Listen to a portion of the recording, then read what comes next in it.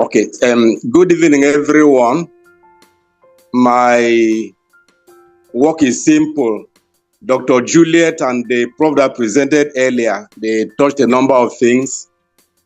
So I will try as much as possible to be very brief. I know people are also tired and exhausted. But now that we've gotten to the last lap, I'll try my best to be as simple as possible. So we're looking at data collection method, that's the focus, and then sampling types or technique, and then crafting questions. Now, the trio of major qualitative data collection methods are focus group discussion, in-depth interview, and also the next slide, and also a key informant interview. Now, in-depth interview explores personal perspective. It delves into personal perspective. Then key informant interview tries to seek information from an expert or institutional perspective from the respondent. On the other hand, focus group discussion tries to unravel group or community perspective. Now, we'll take them one after the other briefly. Focus group discussion involves a conversation among participants or discussants. And usually they are in group, and it spans between 6 to 10 participants and is led by a moderator. There is a note taker, and then of course there's also audio recording of the discussion after obtaining consent. Consent has to be obtained from the discussant before any form of recording is done. And usually it's advised that even when you are recording, it's also important you have a note taker. The recording will help you to complement information you are getting through your note taking in case something is missing. So in focus group discussion, the intention is to explore participants' view, to explore their belief, to explore their attitudes, and also their experiences regarding a particular topic. And as we often say in FGD, no response is wrong. You want to actually get their opinion, which may eventually become evidence for an intervention subsequent after a focus group discussion. Now, I'm talking about a key informant interview. It's an individual interview with the individual there possesses specialized knowledge, experience, or authority about the subject matter, the topic that is under discussion. So the intention now for the researcher is to obtain expert insight and then contextual understanding or policy level perspective about an issue. Talking about a key informant interview. Now, on the other hand, in-depth interview is also a one-on-one interview like you have for a key informant interview, but it's designed to explore a participant's personal experiences, emotions, and perception regarding the study topic. Now, you may have an individual who has an experience regarding for example, you want to carry the study regarding the experience of victims of kidnap. And then you need somebody who has been kidnapped, who has an experience regarding the subject matter.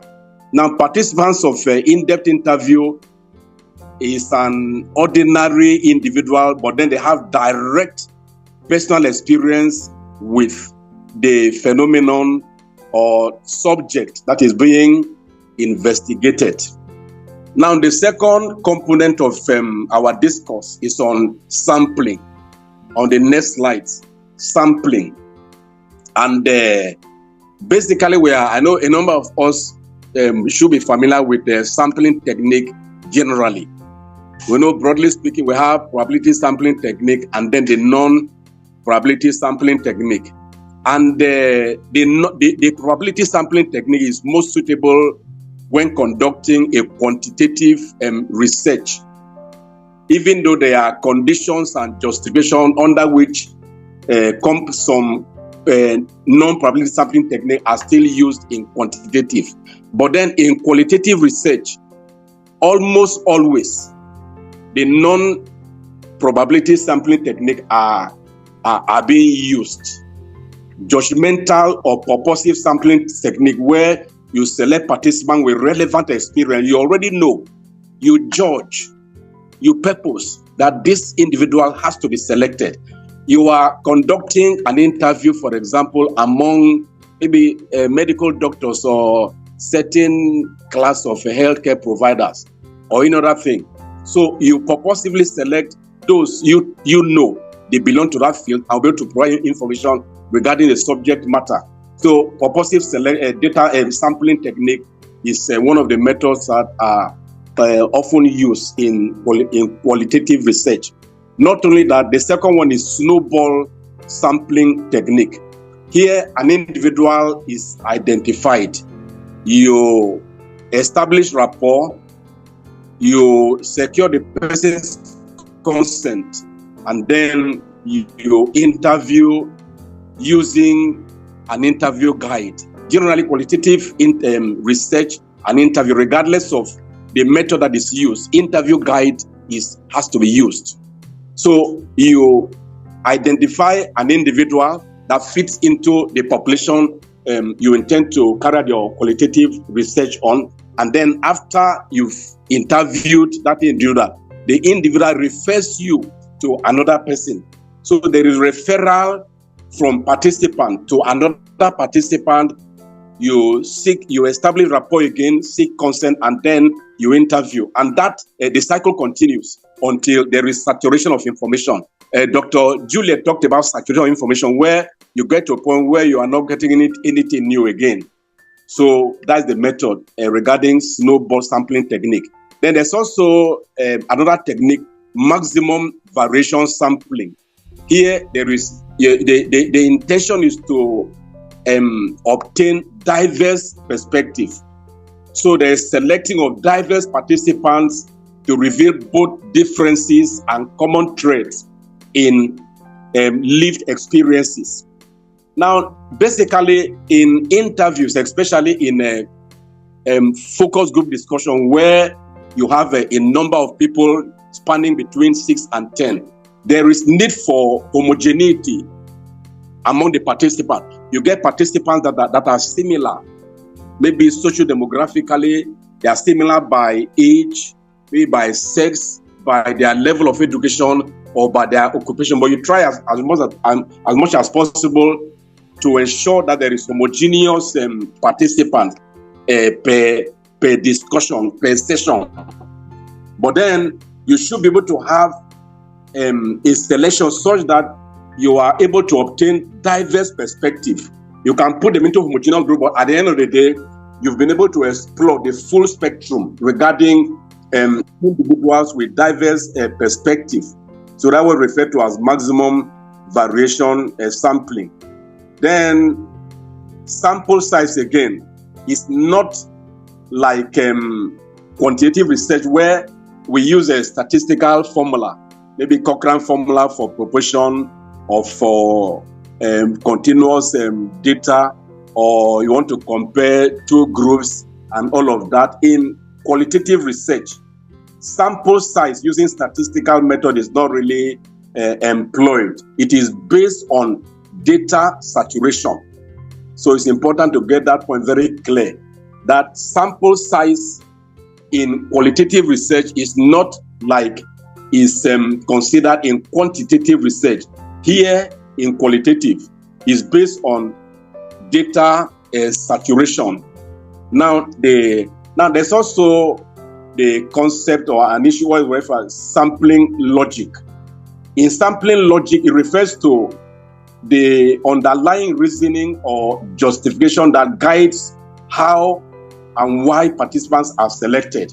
or how a particular setting is chosen, or events or documents, how they are selected for inclusion in a qualitative study. In other words, it is the logic or rationale behind choosing who, what to study, and how many best answers your research question. Now, the next thing we need to look at in our outline is crafting questions and probing in qualitative research. Now, what is crafting questions? It's simply a process of designing and phrasing questions in order to elicit sufficient and detailed responses that will give you robust information. Now, I've done a number of qualitative data analysis where I reviewed the transcript, and you find transcripts that are voluminous, but without content, has no content, just volumes and stories unrelated to the research questions, unrelated completely to the objective. So it's important that in crafting questions, you craft that, you design that in line with your research objective, the research question. You design that.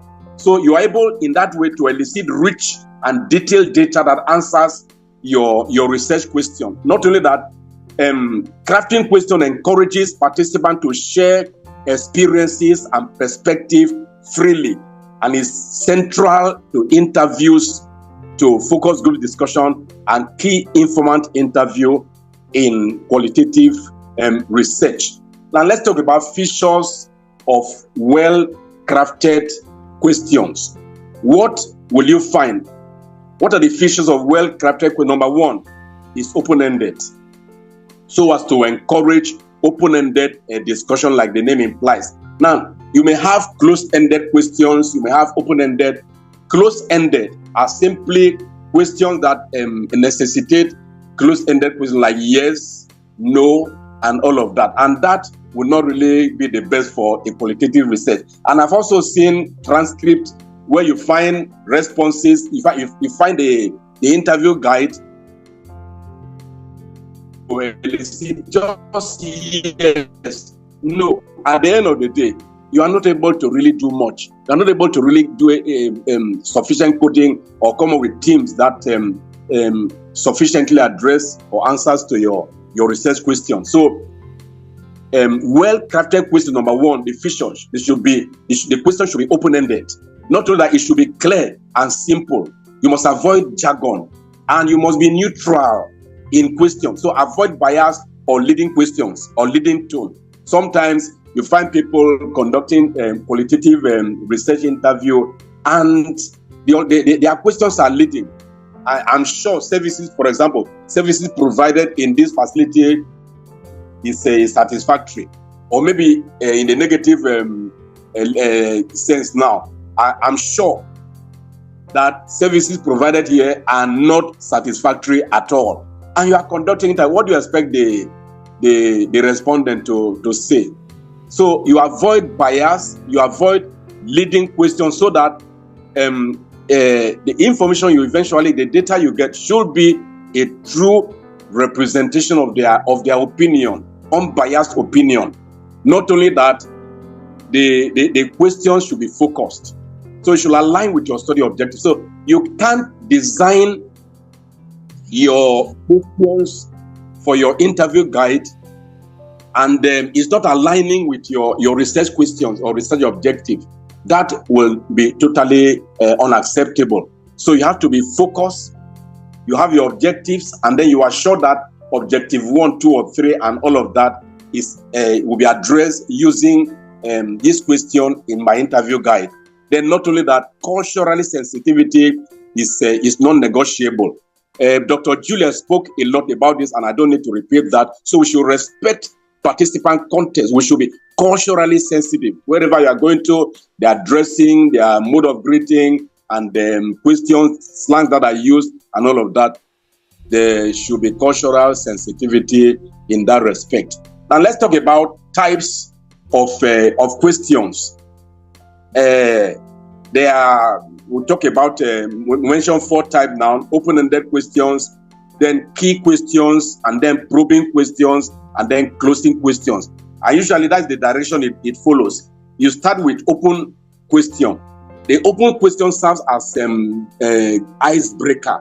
For example, you may ask a question like, tell me about your day. Tell me about your name, where do you work, and all of that. Those are icebreakers. May not necessarily be answering any of your objectives or research questions, but then that is a good way to begin your interview. So open question, then key question. Key questions are the ones that are tailored to address your specific objectives. So you ask your question in line with your research questions or your objectives. Those are the key questions. Then not only that, your probing questions. Probing questions seeks to establish depth, to go in depth, or to provide clarification regarding responses. And the questions that serve as probing questions depends on the response that the discussant has provided. And then you need more clarification or more in-depth information and all of that. So you provide, you follow up with probing question. We'll talk about probing as we proceed before we get to the end. There is direct probe, there is indirect probe, and all of that, how it's designed. Then, fourthly, closing question, where you wrap up the discussion, asking the participant whether he or she has anything else to add. So that's the way it goes. Now let's talk about probing technique. Probing technique generally seeks depth or clarification regarding a response that the discussant has provided. So there is direct probe, there's also indirect probe. Direct probe asks explicitly for more information. For example, can you tell me more about that experience? Maybe a discussant is sharing an experience in any field, maybe in an experience that he or she has had in the past, maybe regarding a particular facility where he or she went to seek for care, medical care, and then the person had an experience, and then he or she is telling you about that experience, and then you need more clarification. So you ask the person, can you tell me more about that experience? So the person tells you that, and then you move on. Then there's also in that. So let me say this before I leave this point. Direct proof depends on the questions that the respondent provides. So it may not necessarily be captured in your interview guide, but then indirect probing, the questions may be captured in your interview guide to seek more clarification. For example, when you have a question and you're asking about factors associated with an experience, now you may, in your interview guide, you may break that down into, when you talk about factors associated with, you may have factors that are facilitators. You may also have factors that are like barriers. But then if you lump everything together, you may not get enough information in that probing. So you break that down, and then you on that factor associated with, you split them into barriers and then facilitators. And then the facilitators, you may have a list, maybe from your literature review and from a review of previous studies, things that may have been identified. And usually, those questions are not provided too early. The probing questions are not provided too early. You ask the question, the person, the discussant provides a response. Then after all of that, before the probing now follows. But if you ask the question and then you ask with the probing, all the probing, everything from the beginning to the end, at the end of the day, you are going to find questions that may be skipped, questions that may not have been addressed. So you split that down and you take them one after the other, breaking them down in that order. So indirect probing use reflection or comparison. Some people feel waiting times affect maybe healthcare. How about you? What do you think about that?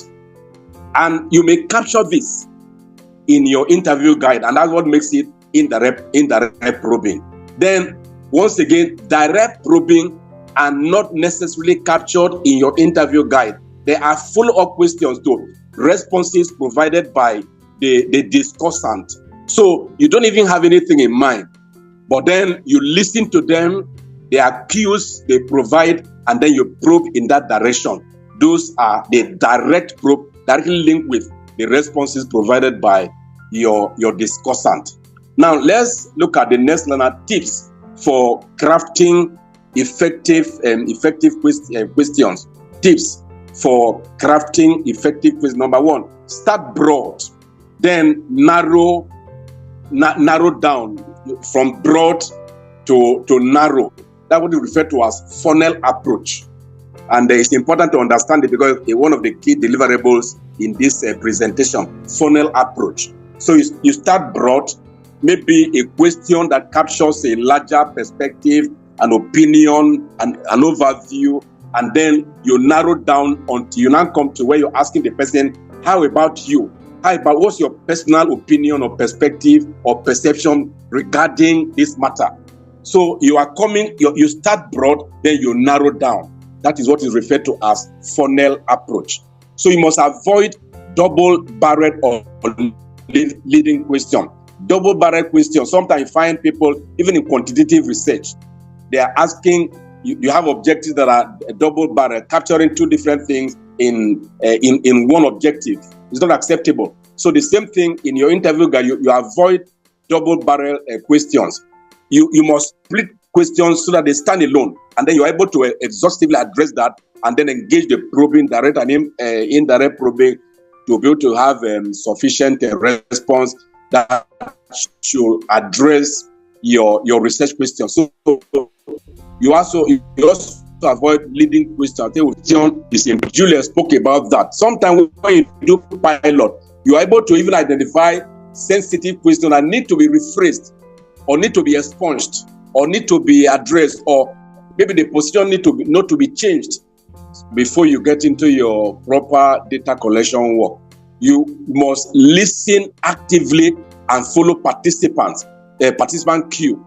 That is any hint or signal or response from a participant that guides the interview on how to proceed, whether to probe further or change topic or offer reassurance. Sometimes if I've conducted qualitative interview, there are questions you ask and probing you provide that reminds them of some bitter experiences. Some of them may even actually start crying, they start weeping and sobbing and all of that. So sometimes you may need to discontinue further probing in that direction, or you change topic, or you reassure them that there's no problem. You reassure them. So active listening is important.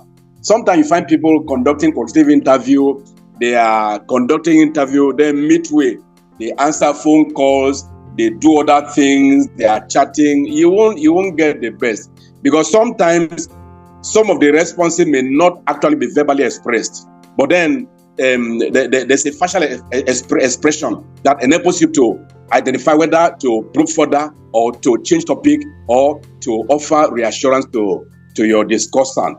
Then adapt wording based on comprehension.